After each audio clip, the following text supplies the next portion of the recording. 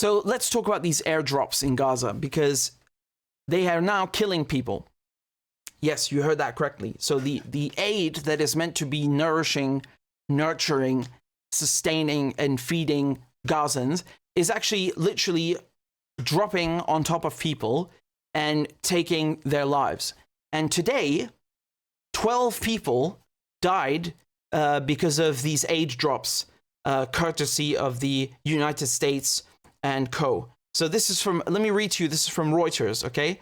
12 people have drowned trying to reach aid dropped by plane off a Gaza beach. Remember, that's just today. The other day, 6 people died because it fell on them. 12 people have drowned trying to reach aid dropped by plane off a Gaza beach.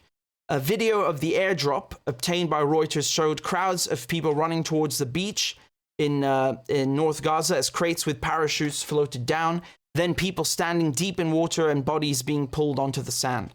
It is the latest in a string of incidents involving deaths during aid deliveries in the tiny, crowded Palestinian enclave, where some people are foraging for weeds to eat and baking barely edible bread from animal feed. Once again, I've done videos on how people are eating animal food in Gaza, and I also did a video last week on how the Israelis block aid trucks from going into Gaza. You have to watch that one. You really have to go and find this video. It's on the channel, and send it to people, because your mind will explode when you see how disgusting it is, how they block the food trucks. It is unbelievable. So the video from today showed the apparently lifeless body of a bearded young man being hauled onto the beach, the eyes open but unmoving, and another man trying to revive him with chest compressions as somebody said, "It's over." He swam to get food for his children, and he was martyred, said a man standing on the beach who did not give his name. They should deliver aid through the overland crossings. Why are they doing this to us? That's what he exclaimed. And here's a video. This is a C-130 Hercules dropping food.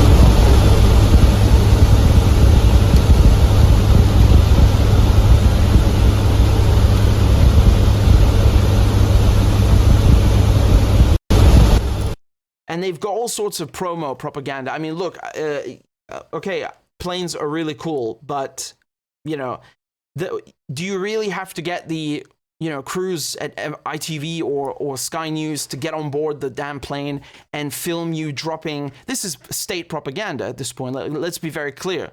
The press in England can accompany the RAF dropping food, or they can accompany the Israelis into Gaza, so they can film propaganda for both of them, but they can't actually go into Gaza by themselves and just film what is happening and film the truth. Interesting, right? Very interesting.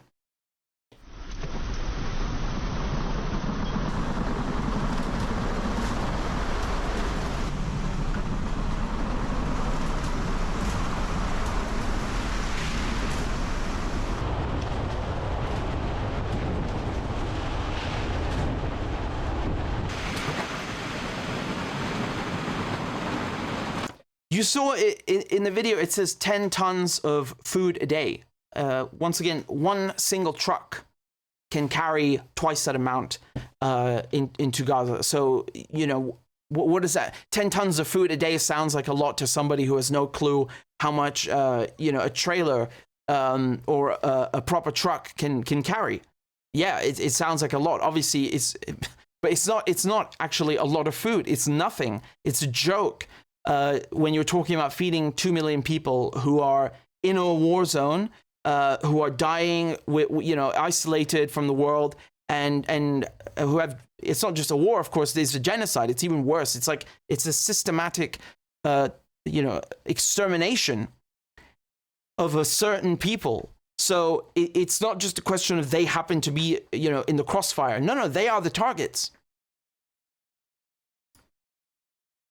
So it's like the RAF, you know, the RAF take a break from giving bombs to the Israelis to dropping some food that will, you know, decapitate someone in Palestine. I mean, it's you know, it's ironic in a very sad way. And then the stuff falls into the ocean as well. So you have food that is falling into the ocean, the aid drops themselves fall into the water, and they wash up like this.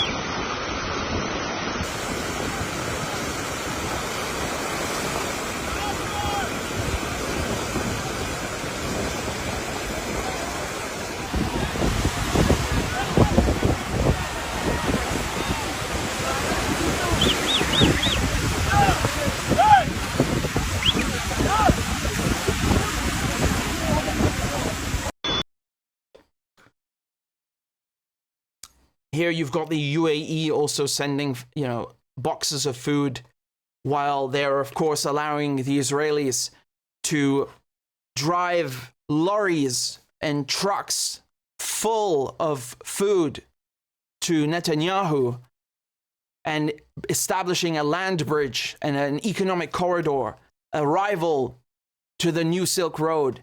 They buy out, they think that they can buy out the Palestinians with a few boxes of food. These are the Palestinians of Gaza that we're talking about, the ones that are living under Israeli bombs. They think they can buy them with crates of worthless, food that doesn't even reach them, that falls in the water, that is, falling on top of their heads. Who do they think they're dealing with exactly here? Who do they think they are dealing with? Have they not understood that Gazans are resilient? You can't beat them. No one can beat them. How? Not even with bombs could you beat them. And they think they can bribe them with this crap. I wish it would reach them. I wish it would reach them. It doesn't even reach them.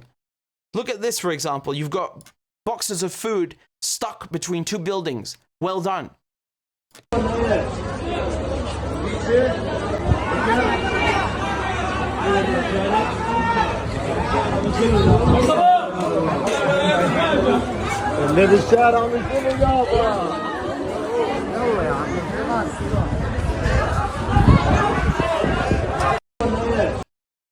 Here's another one. Look at this lovely, graceful, swift landing. Just like a bird.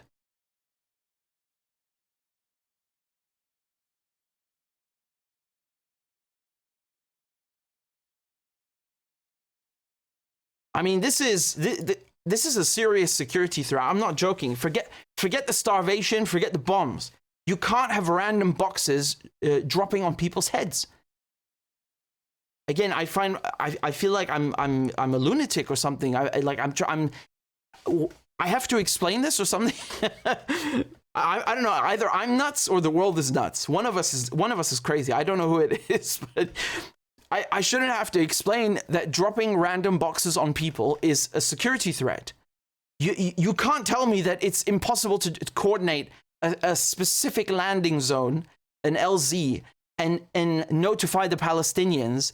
Even while you're committing genocide against them, you can't tell me that the Air Force are so incapable that they cannot drop crates of food on a specific part of the beach, but they can drop bombs on people. I mean, no. I'm sorry. Again, I'm getting very, very, deep into this discussion. It's an absurd discussion to be had in the first place. There's no need to drop food by air whatsoever. They can just simply have the food go through.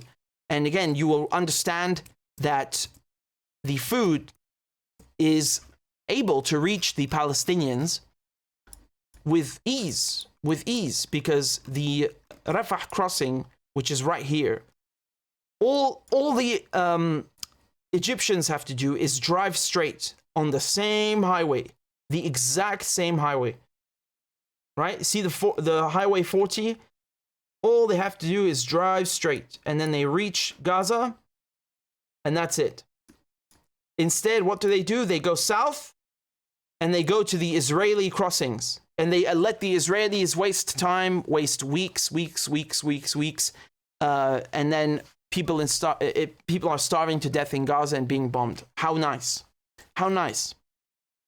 This is what happens when you have a person like Sisi in charge, when you have a traitor, a killer in charge, who is attacking people in Egypt, who forbids protests or makes it impossible to protest in Egypt, who doesn't allow the will of the Egyptian people to be fulfilled, which is to stop the genocide in Gaza, to break off ties with Israel, and to bomb them back out of Gaza.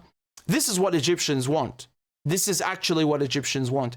There's maybe a tiny percentage who don't want that, but they are irrelevant. They don't count. They're unheard of. What the majority want is what I just told you. The majority don't want this. So he betrays his own people. He betrays the Arabs, and then most of all the Palestinians. And who does he work for? He works for the West, for Israel. He does what they want. This is the problem. The Arab world is captured by these traitors. This is the problem. It's a handful of people. Meanwhile, in Gaza they deal with this. I mean,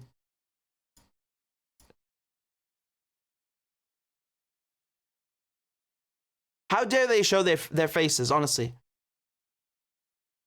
And they talk about peace. They talk about peace.